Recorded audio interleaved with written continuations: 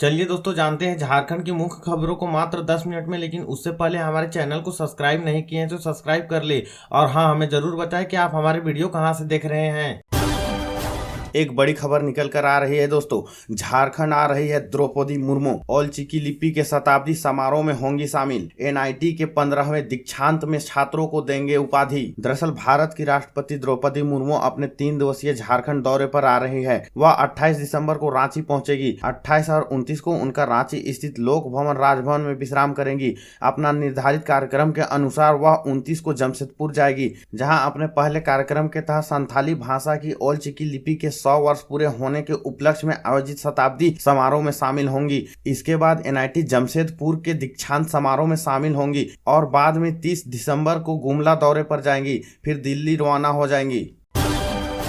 अगली खबर मैया सम्मान योजना को लेकर है। क्या अपडेट बड़ी आई है, जानिए। दरअसल झारखंड में 51 लाख महिलाओं को मैया सम्मान योजना की राशि दी जाती है। 51 लाख महिलाएं मैया सम्मान योजना की राशि को लेकर इंतजार कर रहे हैं। अब सरकार मैया सम्मान योजना की राशि को सीधा 5,000 करने जा रही है, क्योंकि 16वीं और 17वीं किस्त अभी तक नहीं आई है। दोनों को एक साथ मिलाकर सरकार दोनों को भेजने की तैयारी कर रही है। तैयारी पूरी होते ही इसे बैंकों में ट्रांसफर कर दिया जाएगा। सीएम हेमंत सोरेन ने कहा है कि यह क्रिसमस से पहले आपके खाते में जरूर पहुंच जाएंगे। यह किसी तोहफे से कम नहीं होगा।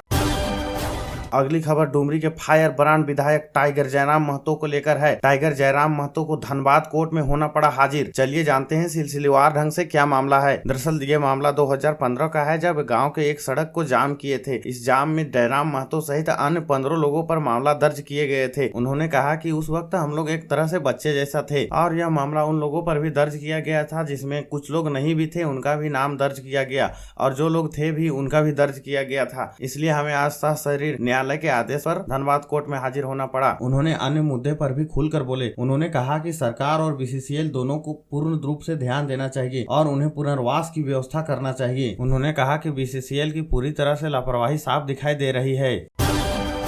अगली खबर क्रिकेट जगत से है। लखनऊ में अब तक नहीं हारा भारत। सूर्या गिल को बड़ी पारी का इंतजार। भारत भर से साउथ अफ्रीका की चौथी टी20 आज। दरअसल भारत और साउथ अफ्रीका के बीच खेली जा रही 5 मैचों की टी20 सीरीज का चौथा मुकाबला आज लखनऊ में खेला जाएगा। टीम इंडिया सीरीज में 2-1 से आगे है। भारत ने पहला मैच 101 रन से जीता था। इसके बाद साउथ अफ्रीका ने मुलामपुर में खेले गए दूसरे मैच में 51 रन से जीतकर वापसी की, लेकिन तीसरे मैच में धर्मशाला में भारत ने 7 विकेट से जीत हासिल करते हुए फिर बढ़त बना ली है। लखनऊ के इकाना स्टेडियम में भारत का रिकॉर्ड शानदार रहा है। टीम इंडिया ने यहां अब तक खेले गए तीनों मुकाबले जीते हैं। इस मैदान पर भारत ने आखिरी टी20 मुकाबला 2023 में न्यूजीलैंड के खिलाफ खेला था, जिसमें टीम ने 6 विकेट से जीत दर्ज की थी।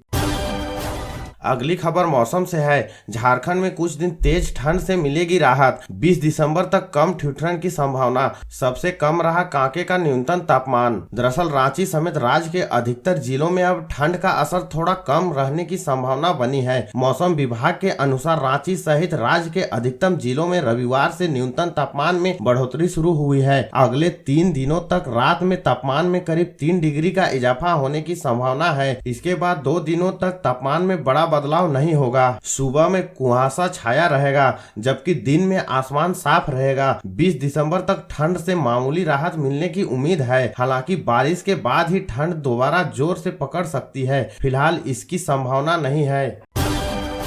आईपीएल ऑक्शन में 77 प्लेयर्स पर 215 करोड़ खर्च। ग्रीन सबसे महंगे। अनकैप्ड प्रशांत वीर और कार्तिक शर्मा पर सीएसके ने 28 करोड़ खर्च किए। दरअसल आईपीएल 2026 के लिए मिनी ऑक्शन मंगलवार को अबू धाबी में हुआ। इसमें 156 खिलाड़ियों पर बोली लगी। 10 टीमों ने 215 करोड़ खर्च कर 77 खिलाड़ी खरीदे। इसमें 29 विदेशी और 48 भारतीय शामिल रहे। आईपीएल 2026 की शुरुआत 26 मार्च से होगी। ऑस्ट्रेलिया के ऑलराउंडर कैमरन ग्रीन आईपीएल इतिहास के सबसे महंगे विदेशी खिलाड़ी बने। उन्हें कोलकाता नाइट राइडर्स ने 25.20 करोड़ रुपए में खरीदा।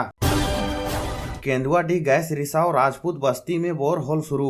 नाइट्रोजन फिलिंग से भूमिगत गैस पर काबू पाने का प्रयास। दरअसल धनबाद के केंदुआडीह क्षेत्र में जहरीली गैस रिसाव के 15वें दिन राहत कार्य में एक महत्वपूर्ण कदम उठाया गया है। प्रभावित राजपूत बस्ती में पुराना जीएम बंगला के पास बोरहोल की प्रक्रिया विधिवत रूप से शुरू कर दी गई है। इसके साथ ही भूमिगत गैस को नियंत्रण करने की तकनीकी कार्रवाई भी आरंभ हो गई है। प्रशासन के अनुसार कोलकाता से लगभग 14,000 लीटर लिक्विड नाइट्रोजन मंगाई गई है। इस नाइट्रोजन का उपयोग बोरहोल के माध्यम से भूमिगत गैस पर नियंत्रण पाने के लिए किया जाएगा। ड्रिलिंग का कार्य MICL द्वारा किया जा रहा है, जबकि नाइट्रोजन फिलिंग और तकनीकी सहायता धनसार माइंस रेस्क्यू स्टेशन से विशेषज्ञ प्रदान कर रहे हैं।